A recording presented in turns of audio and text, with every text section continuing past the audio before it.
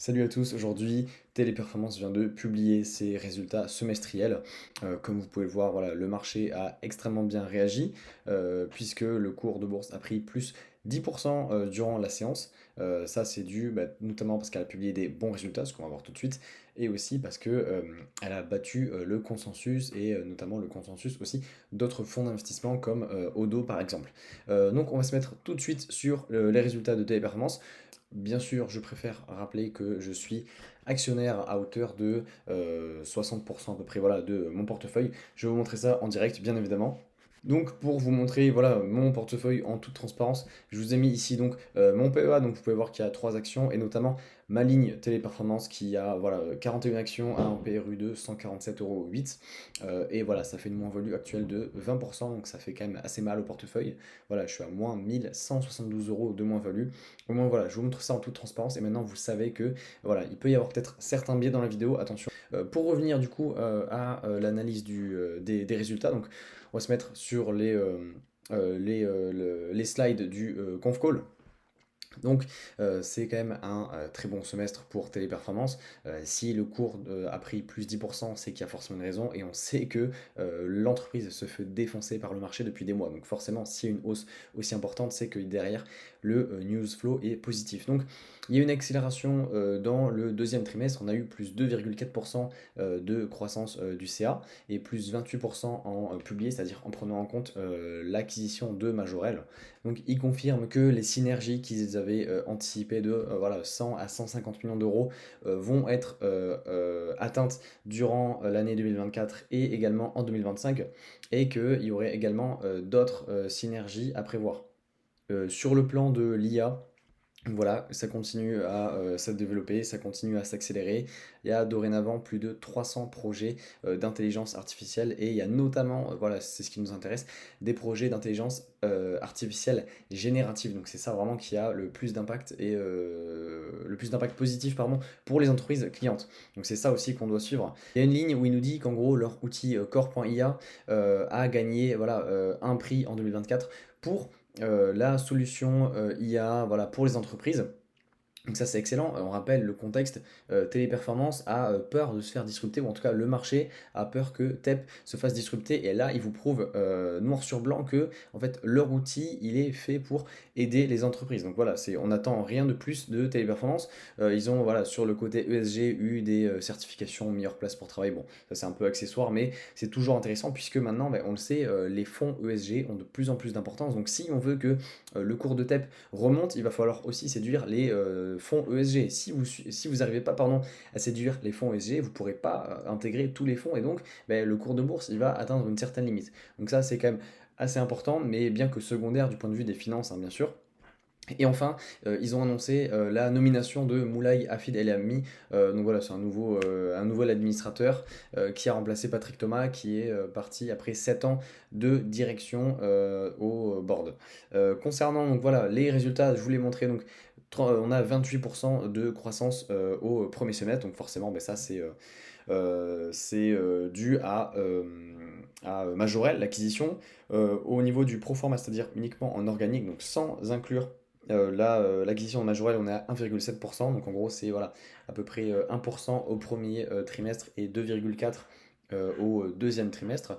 Et ils attendent une accélération durant la deuxième partie de l'année, puisqu'en gros, leur objectif, eux, c'est d'avoir de 2 à 4% de croissance organique sur l'année 2024, pardon, et au premier semestre, on a eu 1,7. Donc si on prend la moyenne qui est de 3, en fait, ça nous ferait globalement voilà, une croissance de 4,5% au second semestre. Donc voilà, c'est excellent. Concernant les marges, donc on a eu une amélioration des marges d'EBITA, pardon, donc c'est-à-dire l'EBITDA mais sans les dépréciations. Au niveau du free cash flow, là, ça a encore une fois explosé comme durant l'année 2023. On a plus 45%. Au niveau de la dette, on atteint des niveaux qui sont quand même raisonnables. On a une dette sur EBITDA inférieure à 2 fois. Et au niveau du capital retourné aux actionnaires, donc on a 117 millions d'euros à travers des rachats d'actions. On a environ le double pour le dividende. Et enfin, on a 100 millions d'euros de réduction de dette. Concernant donc voilà, d'un point de vue plus opérationnel, donc la partie, services spécialisés qui continue voilà à croître à un rythme très intéressant. Donc sur ce trimestre-là, on est à 2 chiffres. Et ensuite voilà, donc c'est plus au niveau, des secteurs. Donc le secteur tech et retail en prend, plein la figure, alors que d'autres secteurs comme, la finance et le secteur automobile, eux, performent beaucoup mieux. Et enfin, ils disent qu'il y a une forte demande pour les services offshore, notamment venant des entreprises US, et ces services offshore-là donc, vont être en Inde. Il y a des synergies qui apparaissent avec Majorel et au niveau des dépenses et du working capital, donc le besoin en fonds de roulement, ils ont réussi à mieux maîtriser ça, ce qui fait en fait exploser le free cash flow. Donc la prochaine slide, c'est en gros, voilà, ils vous montrent des cas d'école, donc avec des entreprises qui sont clientes de Téléperformance, comment leurs outils d'IA sont utilisés. Donc là, voilà, c'est vraiment des cas pratiques et en gros, ils vous montrent que voilà, les entreprises gagnent en efficacité, en rapidité, en service client et que tout fonctionne mieux. Donc voilà, je vais pas vous lire tout ça. Vous avez sinon le rapport que je vous mettrai en description de la vidéo. Au niveau des résultats, donc, on a bien entendu les 28% de croissance en publié, donc avec l'acquisition de Majorel, et plus 1,7% en pro forma, donc en gros en organique. La marge EBITDA qui recule légèrement avec l'acquisition de Majorel, puisqu'il y a eu en fait des coûts. Il y a eu des coûts pour faire cette acquisition, même s'il y aura des synergies plus tard qui vont être réalisées. Voilà, il y a quand même des coûts et donc ils sont inclus dans la marge EBITDA. Mais ce qui intéresse le plus l'entreprise, c'est pas forcément l'EBITDA, mais l'EBITA, donc sans les dépréciations. Et là, on a de la croissance et on est en légère augmentation au niveau des marges. Et enfin, voilà, l'operating profit, donc le résultat opérationnel, on a du plus 14%.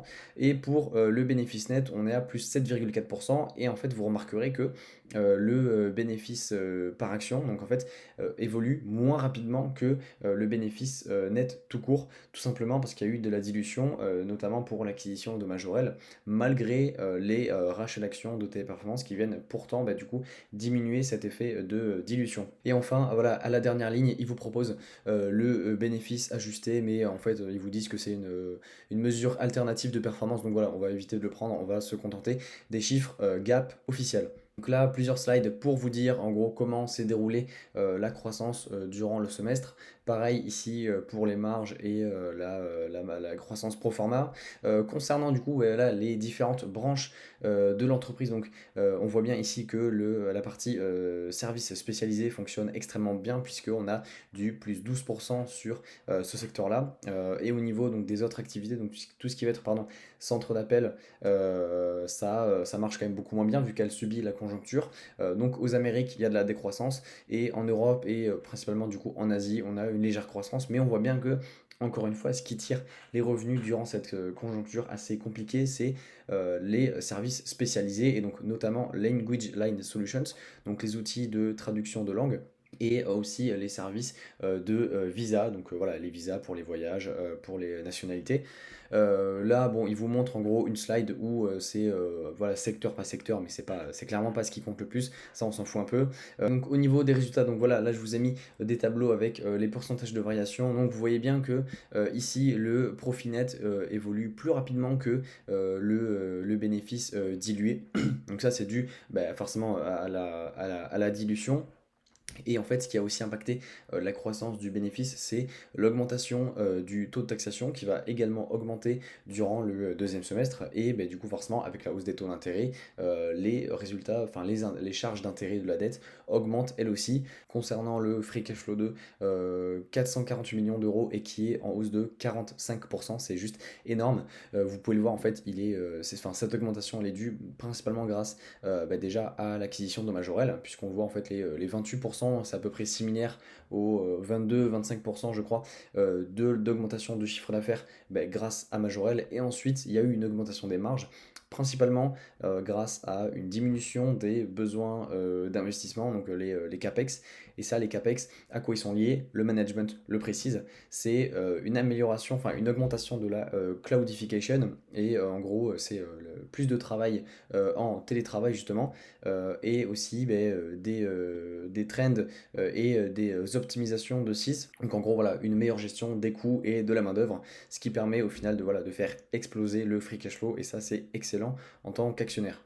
Et donc, concernant la dette, voilà, ils ont diminué la dette de 100 millions d'euros. Ils gardent donc leur ratio net debt sur EBITDA de inférieur à 2 et leur note S&P de triple B.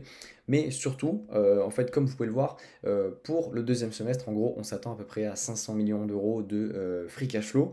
Il y en a 80 millions qui vont en gros aller dans les buybacks et le reste, du coup, ben, ça va être en réduction de dette puisque ben, le dividende, comme on est sur une boîte française qui paye donc, comme la plupart des boîtes françaises, son dividende en une seule fois, et bah là du coup au deuxième semestre il va rester que 80 millions d'euros de buyback et le reste donc en gros 400 millions d'euros ça va être en réduction de dette donc on peut d'ores et déjà s'attendre à une dette qui va passer de en gros 4,45 milliards d'euros à 4 milliards tout pile. Donc ça c'est excellent aussi, ça va permettre de diminuer la valeur d'entreprise et donc ben, voilà, d'augmenter le cours de bourse. Donc ça c'est excellent.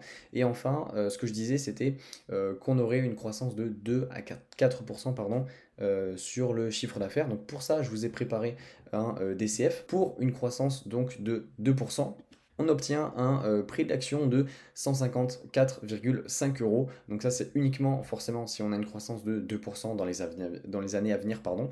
Et donc avec 4% de croissance, on obtient une fair value pardon, de 175 euros, ce qui correspond en gros à un upside d'environ 45% par rapport au prix actuel. Et encore, ça reste des hypothèses assez pessimistes. Donc en fait voilà, on n'a pas appris grand chose des slides. Concernant le conf call, moi je suis allé voir un peu et ben, globalement j'ai pas non plus appris grand chose en fait. Ils disent que voilà, les taux de change donc en fait sont quand même assez défavorables, mais ils arrivent à bien gérer ça grâce à des produits financiers. Ils ont signé également de nouveaux contrats, donc encore une fois c'est une info qui est excellente pour les fonds d'investissement et les actionnaires puisque on s'éloigne du coup d'une disruption. Si des nouveaux gens, enfin si des nouvelles entreprises pardon, de nouveaux clients signent des contrats alors que on a des outils IA à droite à gauche, c'est que le service de téléperformance est supérieur aux autres et apporte une vraie valeur ajoutée. Et enfin, donc voilà, ce que je vous disais concernant le bénéfice par action qui évolue à un rythme inférieur au bénéfice, c'est que voilà, il y a plusieurs options. Alors soit donc il y a eu des stock options, soit il y a eu des rachats d'actions, mais enfin, il va y avoir une annulation qui est ultérieure, puisque pour un rachat d'actions, l'entreprise d'abord rachète ses actions et ensuite les annule. Donc il peut y avoir un décalage entre les deux. Et aussi, ce que j'ai noté, c'est qu'il pourrait y avoir aussi beaucoup de free cash flow donc à redistribuer au S2 puisqu'il n'y aura pas de dividende à verser. Donc ça va être que du rachat d'actions et du remboursement de dette. Concernant donc la valorisation, ben, actuellement on est quand même à un prix qui est très intéressant. On paye environ 7,5 fois les flux de trésorerie et environ 11 fois les bénéfices. Donc ça reste quand même excellent, hein. Là on l'a vu sur le DCF, ils nous disent en gros un prix entre 150 et 175 euros, donc ce qui nous fait à peu près voilà, 165 euros de valorisation. Mais si on prend le PER historique, on voit bien hein, ici hein, que actuellement on est quand même très très en dessous des moyennes historiques. Donc dès que Téléperformance aura regagné la confiance des marchés et notamment des fonds. Alors il va falloir peut-être encore plusieurs trimestres, même si je pense que ce trimestre-là est de bon augure pour la suite de Téléperformance. On voit bien, hein, là on est clairement inférieur aux moyennes historiques qui sont d'environ voilà, 28-30 fois les bénéfices. Ici on est à 11 fois. Donc il y a quand même un gros potentiel à aller chercher si, encore une fois, Téléperformance arrive à inverser la tendance. Et enfin, il faudrait que les marchés arrêtent de penser que Téléperformance va se faire disrupter. C'était tout pour Téléperformance. En fait, encore une fois, hein, plus on avance dans le temps, plus ils signent de nouveaux contrats et moins la menace de disruption sera importante. Là, ils signent de nouveaux contrats, les free cash flow explosent, le chiffre d'affaires continue de progresser. Voilà, je ne sais pas ce qu'il faut de plus au marché pour que Téléperformance redevienne à la mode. Mais en tout cas, encore une fois, pardon, ce trimestre-là est quand même plutôt bon hein, pour Téléperformance. Il y a du dividende en plus de ça, hein, donc il ne faut pas prendre uniquement le cours. Il y a quand même 3% de dividende. Donc voilà, je ne sais pas trop quoi dire de plus sur cette action. De mon côté, voilà, moi je ne vends pas mes actions. Hein. Tant qu'il n'y a pas de signe extrêmement négatif, je continue à être actionnaire Et j'espère bien donc que le prix repasse au-dessus de mon PRU et enfin ensuite pardon, il faudra quand même une certaine performance du cours pour rattraper quand même le coût d'opportunité si par exemple on prend un investissement dans un indice américain il y a un an. Et moi je vous dis à la prochaine, salut!